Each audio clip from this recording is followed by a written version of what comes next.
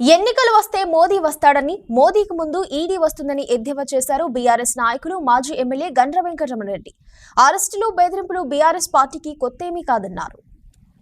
కోర్టులో విచారణ జరుగుతున్న నేపథ్యంలో ఎటువంటి నోటీసులు ఇవ్వకుండా శుక్రవారం ఎమ్మెల్సీ కవితను అక్రమ అరెస్టు చేయడాన్ని ఖండిస్తూ శనివారం భూపాలపల్లి అంబేద్కర్ కూడలి వద్ద నిర్వహించిన ధర్నాలో భూపాలపల్లి మాజీ ఎమ్మెల్యే గండ్ర వెంకటరమణరెడ్డి పాల్గొన్నారు. పార్లమెంటు ఎన్నికల నేపథ్యంలో బీజేపీ కక్ష సాధింపు చర్యలు చేపడుతుందన్నారు. బీఆర్ఎస్ పార్టీకి, కేసీఆర్ కుటుంబానికి అరెస్టులు కొత్తేమీ కాదన్నారు. ధర్నా అనంతరం గండ్ర వెంకటరమణరెడ్డిని పార్టీ కార్యకర్తలను అరెస్టు చేసి స్టేషన్కు తీసుకెళ్లారు. ఈ ధర్నా కార్యక్రమంలో పార్టీ నాయకులు, ప్రజా ప్రతినిధులు, మహిళలు పాల్గొన్నారు.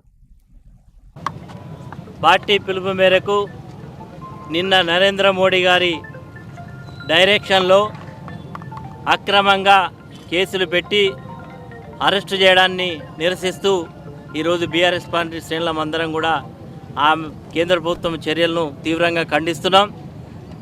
సుప్రీంకోర్టులో నిన్న విచారణకు వచ్చింది కవిత గారు కేసు విషయంలో 19వ తారీఖు వాయిదా వేయడం జరిగింది.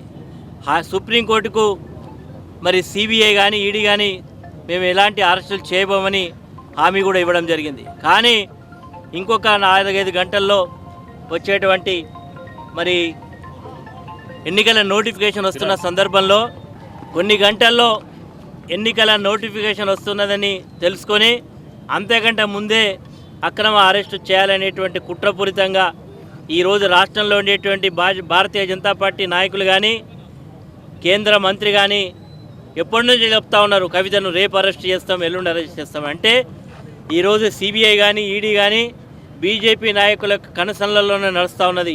వారి డైరెక్షన్ మేరకే ఈరోజు ఎవరి మీద కేసు పెట్టాలి, ఎవరిని అరెస్ట్ చేయాలి వారి నిర్ణయం చేస్తూ ఉన్నారు.